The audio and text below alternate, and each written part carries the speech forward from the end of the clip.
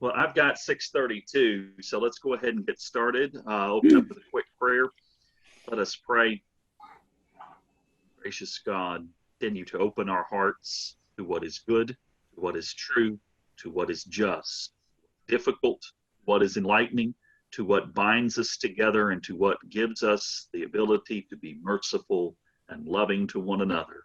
All of these gifts which you have given us, may we continue to share in abundance with each other through Jesus Christ our Lord.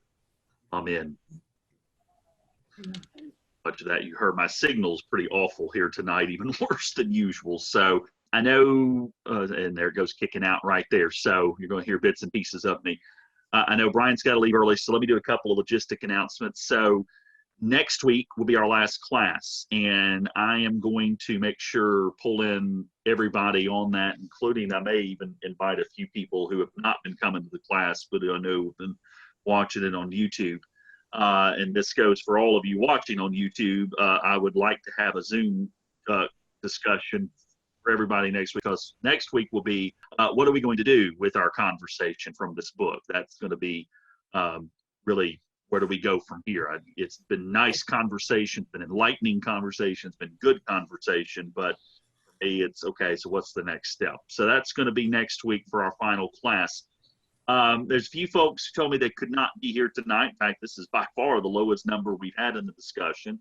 Might actually be good, though, to have 7, because that keeps us, I think everybody can be a little more engaged with a small group. I did want to point out one of the people not here tonight is Jim Rousey. He sends his love. You may have seen the email that went out. His mother passed away Monday, and he's up in Kentucky handling arrangements up there. I don't know when he'll be back, but he said he would watch it on YouTube, but he hates to miss, but he hopes to be back with us for class next week. And then a couple of other things just want to mention. I mentioned to y'all last week when we talked about the 60 Minutes interview that was done with Walter McMillan. I think 1 or 2 of y'all actually did go back and watch that. I know Steve and Liz did, because I talked to them about that on Sunday. Okay, really good interview. And then, as they discovered too, there's some other interviews that deal with people on death row, and in some of those you can see Bryan Stevenson in the background on a couple of those, because guess what, he was one of the attorneys that was helping out in those. So just really good to get to really put faces with the names in the story. So I encourage that to you. And then somebody else who told me they couldn't be here tonight, I think it was Tom and Debbie, said they could not come, but wanted to remind folks, which actually I was going to do it, so let me do it before I forget it. And I think you can get it if you have Amazon Prime, I think. I'm not sure if it's free, though. There's a documentary on Bryan Stevenson called True Justice, and I have seen it. It's very, very good, and it's something that's, so something worth your while again if you want to learn a little bit more about him and his work, particularly what he's been doing the last decade, which he starts hitting on really the last chapter of the book here tonight. So, do you mind sending us those in an email, just because I won't remember? Yeah, and I might, while y'all are talking, I actually will do it in chat. And so I'll put it in the chat here on Zoom, and y'all can copy it or write it down as I do that. So once we get into the discussion, I'll be listening, but I'll type that out while we're doing that. So same format as always, partly because my signal's so bad, because I'm trying to minimize my talking after this, but just these 3 chapters that we were on, forget the numbers, but it was the last 3 in the epilogue, 14, 15, and 16. Yep, those 3 chapters. So lots of places, lots of good meaty parts of those chapters too, but any place that y'all want to start with those chapters. You had also mentioned 13 last time. It's coming back to, if there's time. Bailey?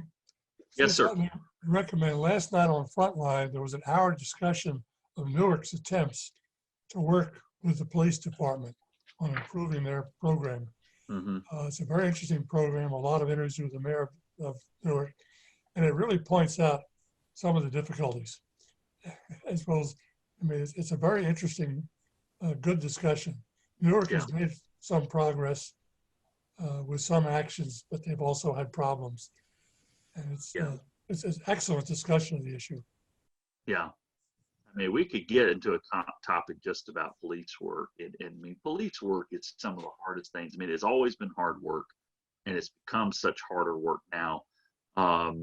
And for the ones who were really good police officers, it's walking the thin line between doing what you're supposed to do and protecting the lives of people around you, which is one of the most significant roles of a police. I guess probably. But also, you can very quickly cross over. You can very quickly cross over that line, and where it's not protection, it becomes harassment or worse at that point. So, Judy, I'm sorry. Go ahead. I just said probably most of you have seen on the news that Brianna's family mother got a Louisville is giving her $12 million. Yeah. But more than that, when the family sued, they asked for a lot of other things besides money. And I think from what they said, of course, they'll accept the money, but I think they're going to do something good with it. But they also, the police department is going to change the way they are doing things. And one of the things they're talking about doing is when there's a domestic disturbance call, not sending police, but sending an EMT and a social worker.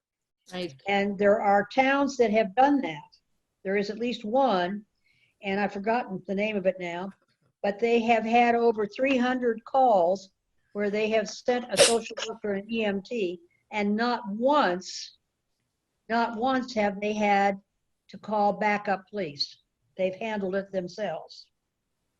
So I think people are looking at different ways of handling these.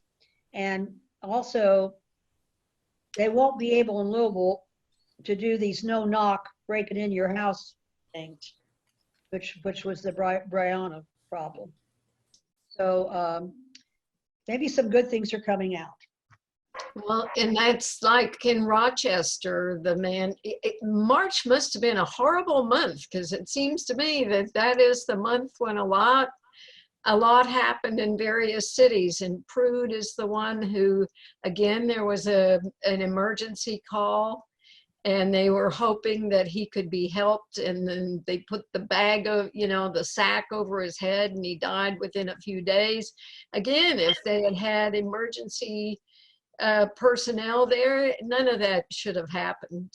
And a dear friend of mine lives in Rochester. His wife died a year ago, but she was a psychiatric nurse at the hospital.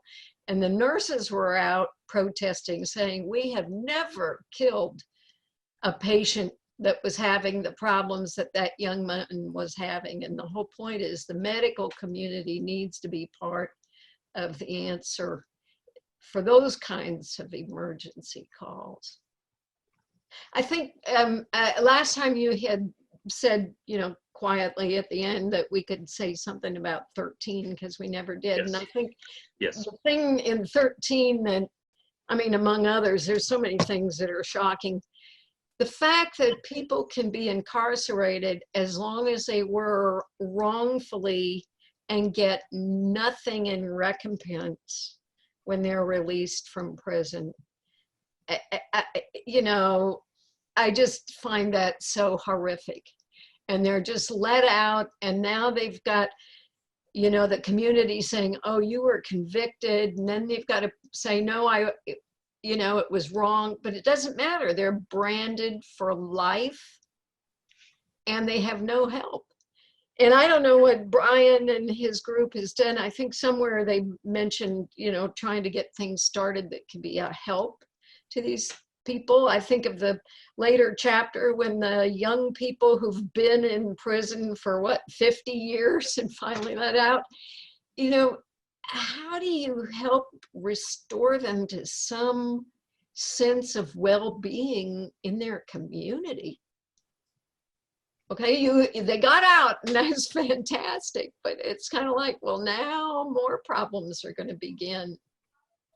A movie, the first time I ever thought about that, first time I ever heard a discussion with that, of course, it's seemingly a movie that's become a cult classic. And it's a good movie, but The Shawshank Redemption, because if you remember the guy who comes, the older gentleman who comes out of prison, he was a lifer in the penitentiary, and just it doesn't give this broad picture, but just little snippets of, him work as a grocery store clerk and just what's the meaning in doing this, and my boss treats me like crap, and then the next thing you know, they found him dead in his apartment, committing suicide. And that's the first time I ever remember really thinking about, well, what happens when these guys or women get out of prison? And apparently the justice system has not thought about that in great significance really until recent years, and obviously is just in the beginning phases and making reforms in that regard.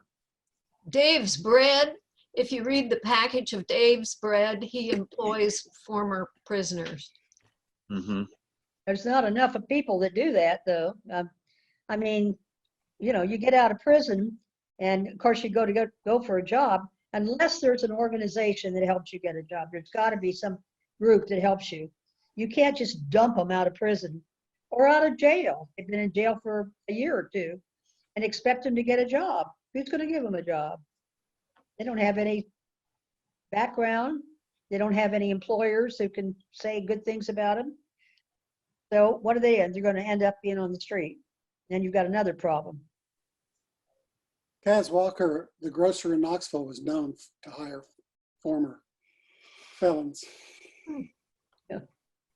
If anybody here remembers. I remember the name. Who could forget him? 100% whole hog ground beef. That was Kaz Walker. Oh Lord. Yeah. I don't know if y'all who has seen that series on Netflix called Orange is the New Black, which is about a woman from Manhattanite who is sentenced to a prison, but it really deals with a lot of issues. It's what's called a dark comedy, which means it has funny aspects, but it's very dark. Yes, but it's really very serious. But they deal towards the last 2 seasons with the whole concept of people that are discharged and then really have no way to cope or do whatever. It's just very sad, and it makes good point with that. It's great because they give their stories of how they got in too. And a lot of them did things for other people that got them in trouble. They were led astray. To me, there was a very ironic thing with one of the girls that she sold placebos and pretended like they were drugs. Well, somebody took the placebo and jumped off a roof, and she is held responsible for that. But the fact that she was jailed for not really, there was no real drugs involved with it. It was I don't know, but still, there's a lot of situations like that. You just couldn't really afford to get off. You didn't have a good enough lawyer or whatever, so. Yeah, I think that was another thing that was so bothersome, how people in some states, I don't remember which ones, but you didn't necessarily have the right to a lawyer.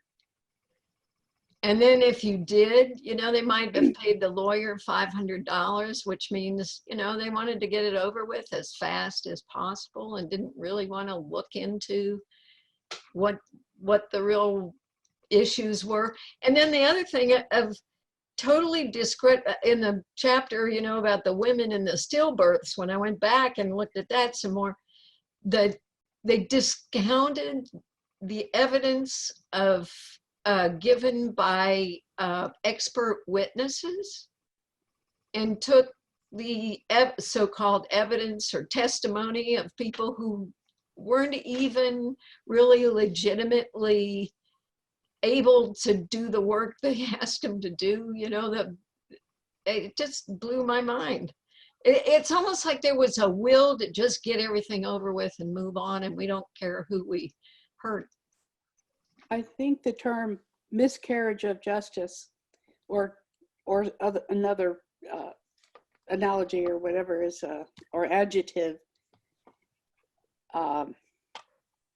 is appropriate. So it's almost though the word miscarriage makes it sound like somebody else just, like the train went off the tracks.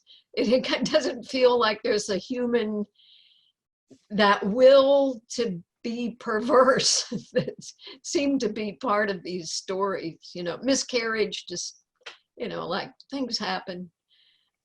I don't know. I just found it very, it's more than disheartening how some people have this, in this system, some people have a will to be, they're malevolent. I love the part where he goes to hear Rosa Parks speak, and he's told to just shut up and listen. And when he finally gets to talk to her, and you know, and tell her what he's doing, she says, "Ooh, honey, all that's going to make you tired, tired, tired." And that's the way I felt about the whole time. This guy is trying to do so much, even though he has many, many lawyers working under him, but he's devoted his life to it. He has no wife, no family. He just works, works, works. Thank heavens, there's few people like that in the world. Yeah, that was sort of distressing and depressing. I think the chapter broken is sort of, and then you get to the end of it and he says, "And I will go back tomorrow," you know, and you just see it feel like he's reached the end of the rope and he's worn out, and you think, oh, all this and no justice. And then he says, but you know, it's a sort of a grace moment, because he says, I'm going back tomorrow and we will go on. That whole chapter there's a lot of, again, there's no overt, this is talking about God, but there is so much very pervasive theological concepts. To me, that was the most poignant of them all for me, was the brokenness and his insight that as he gets upset and mad and frustrated and dejected at all of this, I mean, his simple solution, every one of us is broken. I'm broken, you're broken. The people who are the ones that I'm angriest with, who are carrying out these injustices, they're broken too. And there was some real powerful insights in the human condition in that chapter. A preacher could take that and say, you know, I could preach a dozen different sermons based on that reflection on our relationship with each other, with God from that. Was there, just to dive into that chapter, was there anything else in that particular chapter that really hit home with you? Well, I ended up, for the first time, putting something in Facebook from that chapter. Yeah, she did. You know, I have mentioned the meditation tradition, the Eastern meditation tradition, and one of the people teaching would say, you're here on earth to learn how to be human. And, you know, over the years, I thought, oh, I wonder what that's, you know, let's think about that. And this passage here where he says we have a choice. We can embrace our humanness, which means embracing our broken nature and the compassion that remains our best hope for healing. Or we can deny our brokenness, forswear compassion, and as a result, deny our own humanity. And I thought, there it is. That's what it is to be human, or not. I really like the part about the stone catcher. That's just an adorable part. And that make some good sermons there. You could do a very nice stone catcher sermon. That's what we need to all be, stone catchers. Carry little stones around and be people that need help. Gosh, wasn't that a powerful story, that lady at the courthouse? And her, I can't remember if it was her son or grandson, but it was a grandson that was murdered. And you know, her statement that, you know, I thought locking these boys away who did that would make me feel better, but it made me feel worse. And then somebody came and offered me an act of just hugged me and spoke kind words to me, and I've just been coming down here ever since to do that. And then the part where she says, you keep doing this, you're going to learn how to sing these songs of sorrow. I'm paraphrasing her, but in this kind of way. I mean, doing ministry in general, all of you, I mean, I know all of y'all well enough to know what you've done as far as ministry at St. Stephen's in the past, and still learning what y'all are doing now. But I mean, ministry of any kind is hard work, stepping into people's lives, into their brokenness. And sometimes that ministry can be advocating for somebody, standing up for someone who, go ahead, Judy. Oh, she said it hurts to cast all those stones. Yeah.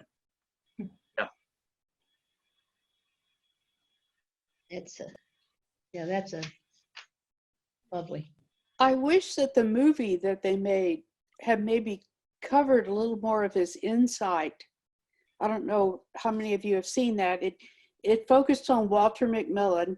I mean, and there was sort of a little more of a, there are some flavors of that in the character's development of the lawyer, but it doesn't really quite get into his insights that he had later, I think.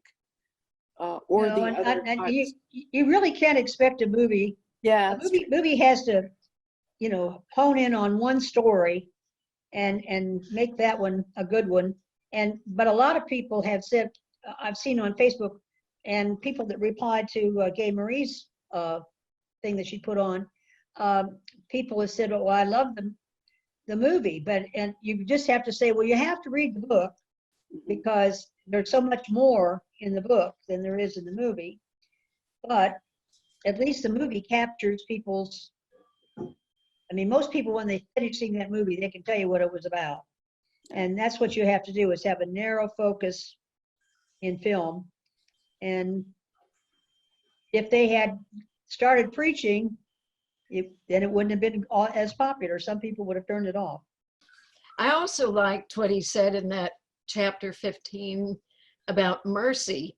I mean, that was, let's see, the power of just mercy is that it belongs to the undeserving. It's when mercy is least expected that it's most potent, strong enough to break the cycle of victimization and victimhood, retribution and suffering. And I think of the number of times that, you'll hear the word, so-and-so doesn't deserve whatever it is. You have to deserve things. And this is where I finally got a sense of why the title of the book was Just Mercy. Is it just meaning only mercy? Is it, justice meaning just mercy? What is this title about? So it wasn't until I got to that statement that I realized what a powerful title that was. I'm still impressed with what I feel. That the author was a very good writer. I mean, there's so much in that book. I mean, it's just quite a read.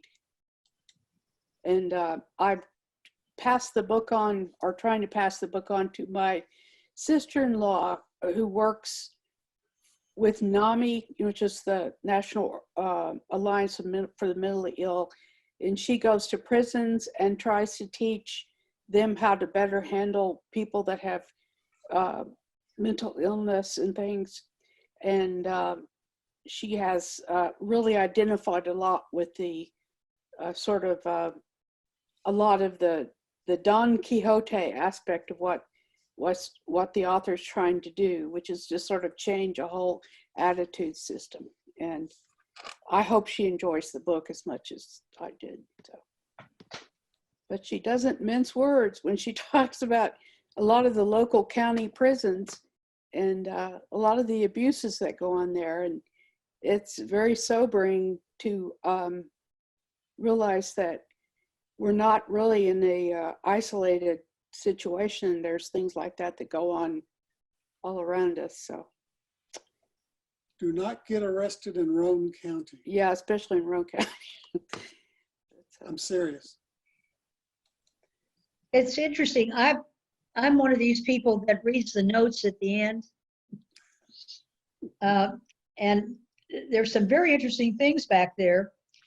For example, one of them said that in Texas in 2010, 8 people were sentenced to death And usually there were more than that, a great deal more than that. Routinely, they sentence between 24 and 40 people a year. So if Texas is only, sentencing 8 people, that's some progress. And it would be interesting to know exactly why. Probably some of these Supreme Court decisions and not being able to do the kids anymore may be part of it. But I think also that they figured out that they can't just pick some guy off the street and say, you're guilty, which is what they used to do. I saw a movie not very long ago, was based on a true story. I can't remember the name of it. And the fellow it turned out he wasn't even in the same state when the murder was committed. He was across state lines in another state, 40 miles away when the murder was committed. But they saw him the next day and he looked like he must have done it. So they put him in jail and what have you. And he was one of those people that was in for 30 or 40 years and finally got out. The interesting things he speaks of is when he goes in that last chapter talking about the development of EGI and its racial educational programs, which is a huge part of what he does now. Talking about how the death penalty in many ways was a continuation of lynching and of sort of vigilante justice in that sense. And while if I had casually thought about that, I said, yeah, I could see that connection. But that's one of the things, other than that broken chapter, really been thinking about. Like, yeah, there really are a lot of connections, and that's one of the big things. At his museum down in Montgomery that he does. I mean, he has a huge exhibit about lynching at the museum down there, but in that museum, it sort of segues into some of his work on the death penalty, but that's very intentional. And, obviously it very much his strong opinion, but there's a lot of history and a lot of evidence that goes that's fact. I didn't know if anybody else had thought about that. Just the fact that I grew up with outside of Jim Crow, and I was not alive when Jim Crow was alive and well, especially in the South, and so we've already talked about this in these conversations before. But seeing the sequential, how slavery goes away, now we have violence and AKK and people who will terrorize African Americans in the night. Well, then that gets dealt with. Well, now we've got Jim Crow that comes out. And then you go, so Jim Crow's been taken out. Oh, now we're going to death penalty, and we're going to throw these excessive sentences at minorities, or as I heard the word used, and I've heard it used in Mississippi and here in Tennessee too, but I heard this word more than once or twice in Alabama: undesirables need to be put away into jail, which I'm like, oh, that's a very thinly veiled code word for minorities and African Americans. So I didn't know if anybody else had kind of picked apart that in their mind or from their own experience, but that was just a reflection that I had. Yeah, I agree. When he said there were 4 things that were problems and he went through them, I had never thought about lynching connected to these, what I will call the quick malevolent justice. So, and if you saw the movie Mississippi Burning, it had the similar ideas that, the sheriffs, they were part of the Klan too. So it's kind of like, well, their way of doing justice was kind of a continuation of the Klan, and the way that, the white tribe would go after people. So I had never thought of that either. And I thought that was good.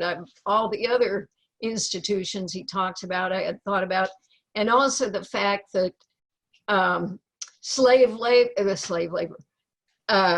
prisoner labor is just slave labor by another name. And they gave that book that's called Slavery by Another Name. I hadn't read that, but I thought, yeah, I can see that,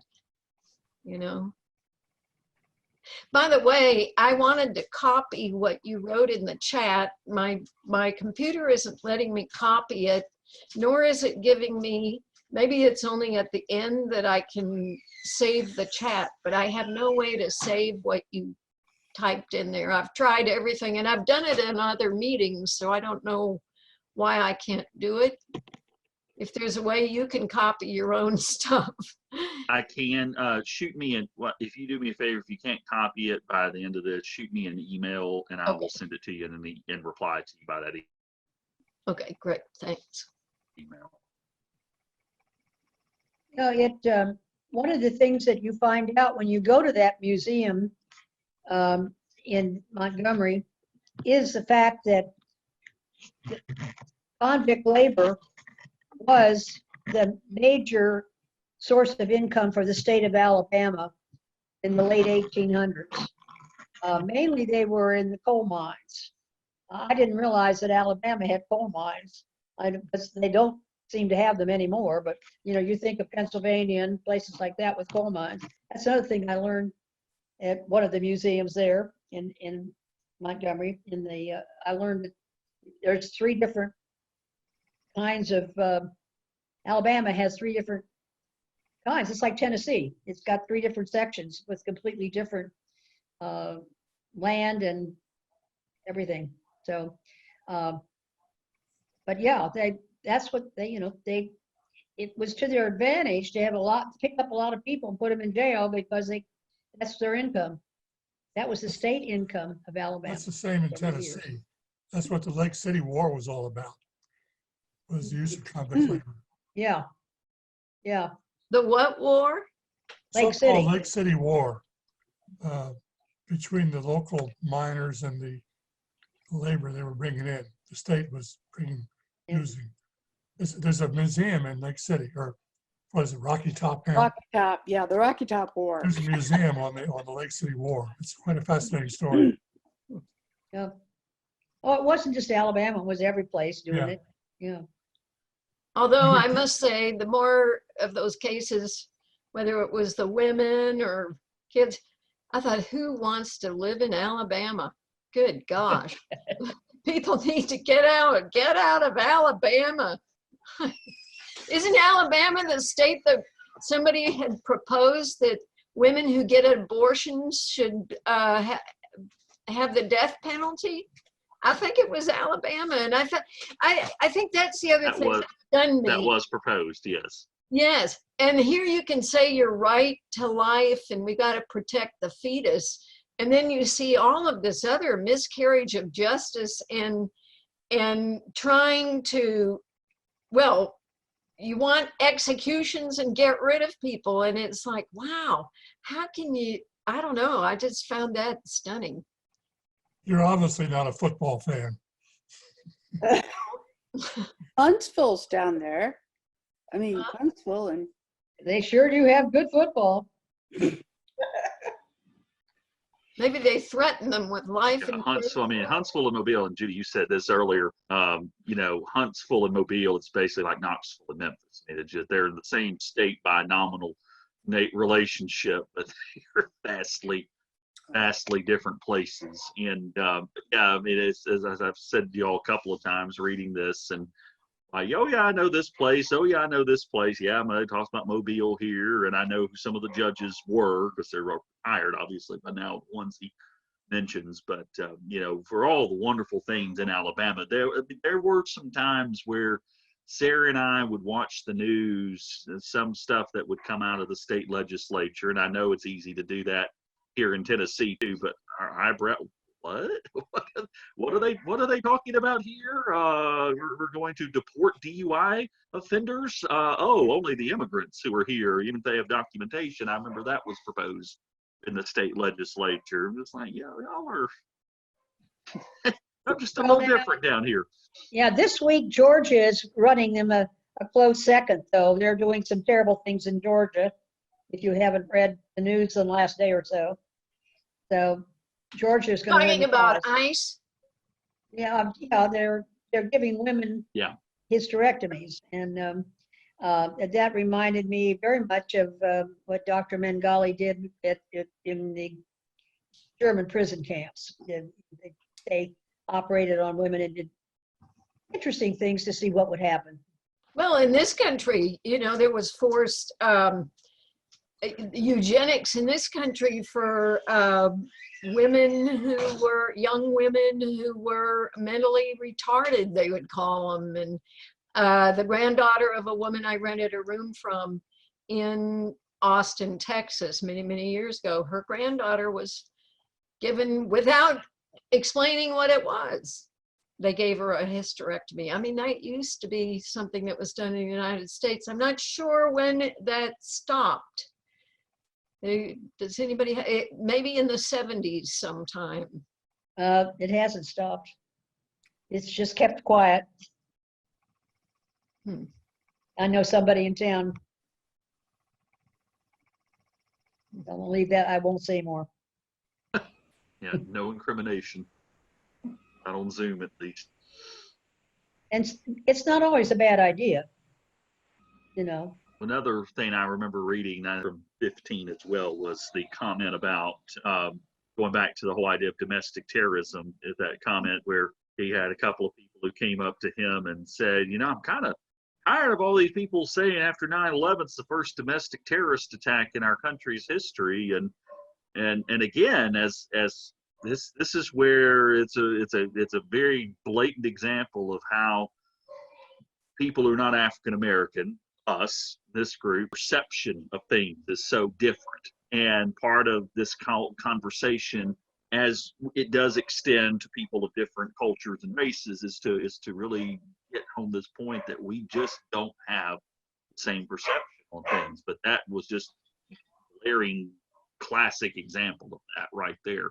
It's not just perception. I mean, perception's part of it, but we have not been terrorized the way others have been terrorized. The blacks and people of color have been terrorized. I remember even after, let's see, I know it was after the revolution in Iran, and people in Austin, Texas went around looking for anybody who looked like they were suspicious. And some of my students were from Latin America, you know, and they were getting bashed. Anybody who looked different, darker skin, they couldn't be from here. And so, you know, so I was aware of that, and that was on a local scale. I'm sure it was across America, but most of the time we're not harassed. I've wondered about harassment because I'm thinking about doing a guest column in the paper about racial, what we can see or not see. And I thought, God, am I opening myself up to people throwing stuff through my window? You know, what, because there is a Klan in Knoxville. I haven't seen their signs recently, but when I first moved to Knoxville in 1983, and I was in South Knoxville, and I would come down Kingston Pike to the only, what was the name of the coffee store there, beyond Sequoia on Sequoia Hills on Kingston Pike. It was the first, it was the Knoxville version of the Epicurean. I can't think of the name of that shop. But anyway, when I was passing on Kingston Pike, there was a sign, 3 lines, keep Knoxville clean, and each one, white ponchos, $1, and the keep and the Knoxville and the clean all had K. And I drive by that sign and I go, what a strange sign. And then one day it hit me, that was the KK sign. You go there to get your white poncho. So, I mean, there are people in this area who may not put a sign out like that now, but a mixed race couple I knew, professor at UT, they were harassed a lot, and this is in the mid-'80s. And I think, you know, of these protests with the counter protesters and their AK-47s or whatever, these heavily armed people showing up, I mean, I think that's a terrorism that now, you know, more of us will be concerned about. Oh, Well, yeah. there's another group in Montgomery that puts out a list every year of all of the hate groups and KKK groups and so forth. And there's several around in Tennessee. Yeah, they usually find about 100 around the country, and you can get that list from them every year. Oh, yeah. I belong, so I get the list. Is that the Southern Poverty Law Center? I think they're the ones that put a Yeah. list out. Yeah. Yeah, that's a great group. And I was surprised how many of them are in Indiana. You look at the states and they have a map with the little dots, and so you can see which states have more than others. And we don't have that many in Tennessee, but we have some. But Indiana had a whole lot. And of course, Alabama and Georgia and Mississippi. And some of them are small groups. They tell you the name of the group and where they are and how many people are in it. Some of them only have 8 or 10 people that they know of. I don't know how they get all this information. I wonder how Facebook has changed Bryan Stevenson's work. I mean, I think of those small groups, Judy, and now they've, so many, there's an easier way to reach out without taking membership cards, I think that's the other thing that's pretty scary to me in a way. SBLC puts out a lot of information. I think today or tomorrow they were having a big thing. I just didn't have time to go listen to it. But, if you want good information, SPLC is a great place to get it. And they file court cases all the time for all sorts of things. All for quiet time. I was just looking up something though while we were being quiet. This is, I hadn't shared this with y'all. Bryan Stevenson actually is doing something with the Episcopal Church in December. And in fact, it's in my old diocese, Central Gulf Coast. Pensacola got hit by a hurricane today. But on December the 3rd, and it was going to be an in-person event at the Pensacola Civic Center, and with COVID, I think they're going to do it virtual now. But Michael Curry and Bryan Stevenson are going to be the keynote speakers for this event, and it's the 50th anniversary of the formation of the Diocese of the Central Gulf Coast. And my former bishop wanted to do it as a Jubilee year, which the biblical reference to that. 50th year for the people of Israel was always when debts were remitted, slaves were freed, everything was restored because in God all debts were paid because of God's goodness. And so all through the year, and of course COVID has altered much of this significantly, they were doing themes each month of creation, stewardship, and prayer and spiritual formation, but it was culminating in this event in December. So you will be able to watch it if you want to online. But just imagine putting in, I don't know if you've heard Bryan Stevenson speak. He's very good, very engaging. You more likely have heard Michael Curry preach. He is very engaging if you have not. Those two will be together in a room, which that room may explode from the two of them being in it together. So it will be a great event. One of the things that I hate, I will not be able to be there in person for, but it will be online. So that's just something I was just looking up to share with y'all. When is that?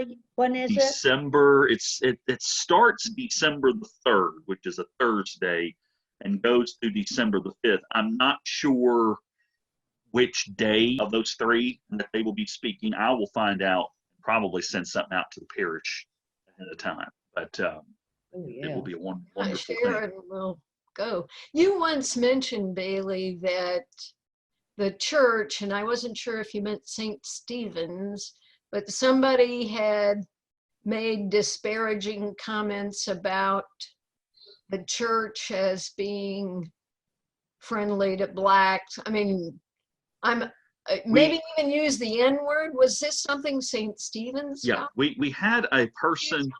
Yeah, we had a person probably 2 weeks into this study, and I don't know if this study was what prompted it, but something had prompted. I don't think it was a random thing. Somebody dropped a message in our church Instagram and Facebook account, which was basically filled with all sorts of slurs and terms that I can't repeat. And it was a spam address. It was created just to send that message.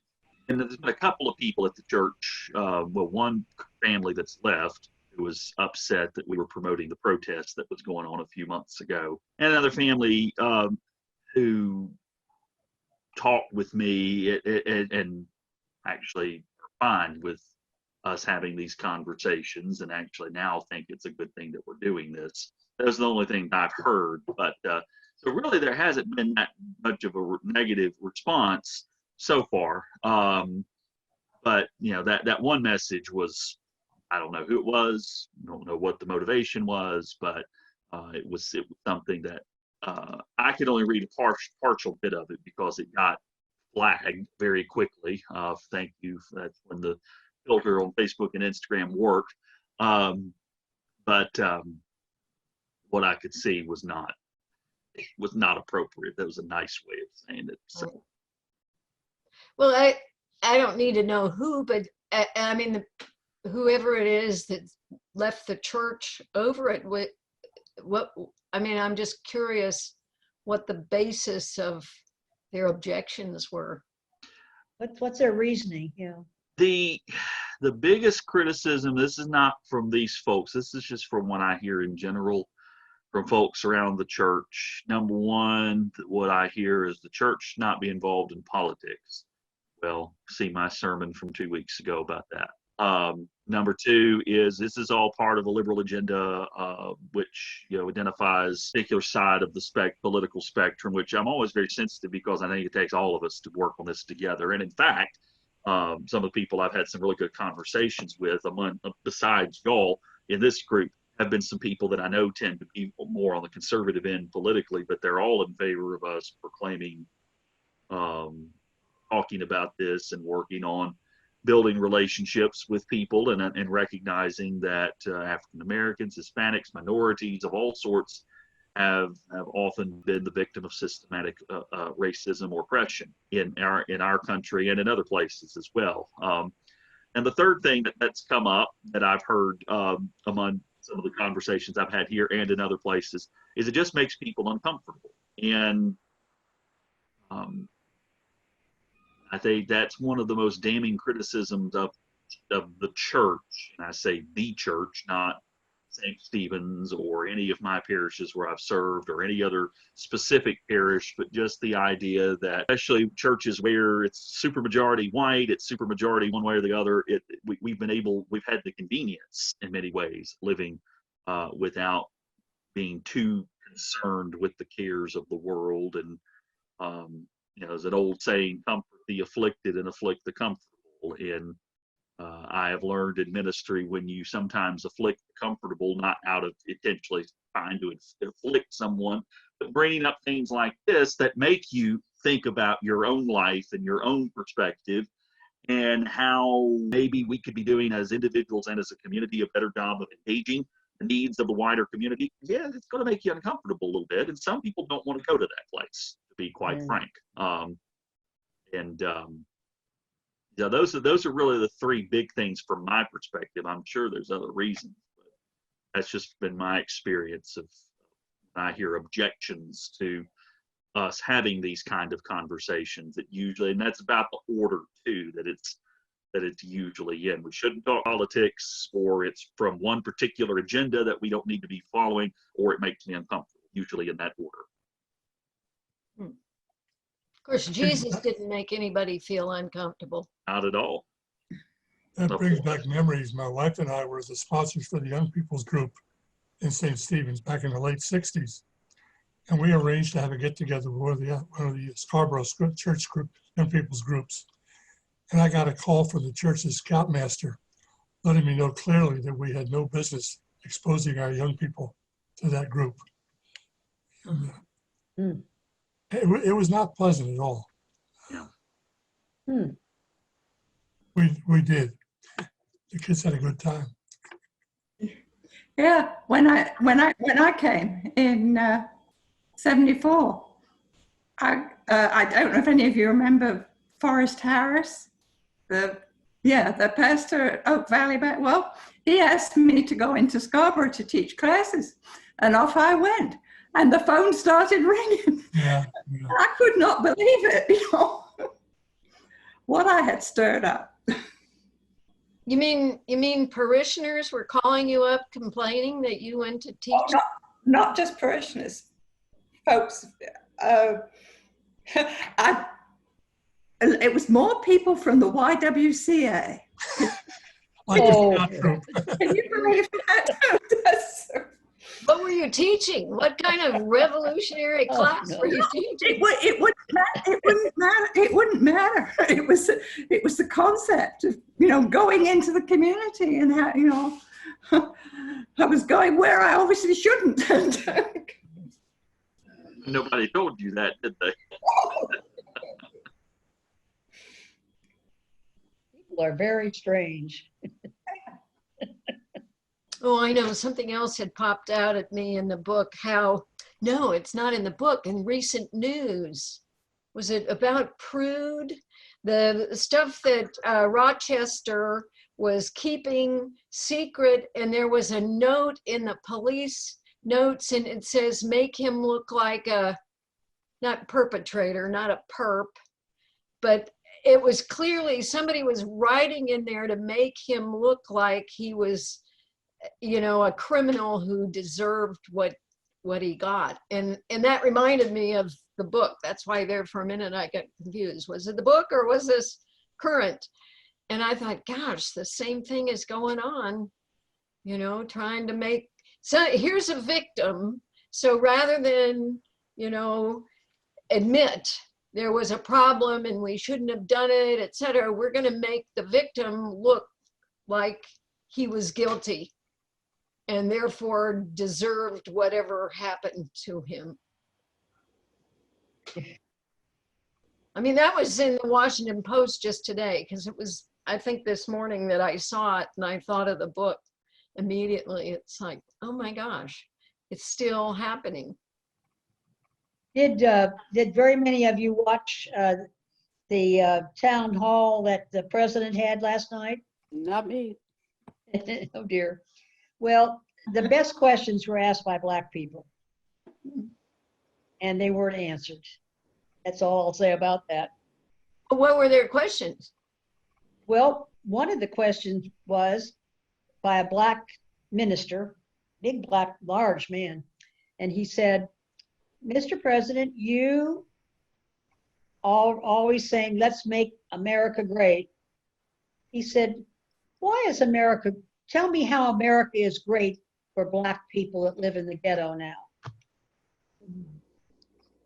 And the president talked about the stock market. And the other one was by a lady who was, I think she was a professor somewhere. And she started her question and the president interrupted her and she told him to be quiet and listen to her question. And he did the same thing. He answered a different question. It was on pre-existing medical conditions and medical insurance. What was he doing? Yeah. Medical insurance. He talked about the stock market. Yeah. It's amazing. It wasn't in the family though, because Jared was on today and they asked him a question and he answered a different question. Do you think there's a listening problem? No, I think they memorize something they want to say and they want to say it. Yeah, it's just inane. It's inane. That's a testing strategy. If you can't answer the question on a test, you write about something else and hope they give you a few points. I've seen that in college papers. Maybe that's what they did through college. Well, friends, we are at the end of our time. Are there any final thoughts, questions, or comments on anything tonight? Well, thank you as always for a very good discussion. So again, please make a point of being here next week, as this will be our last session.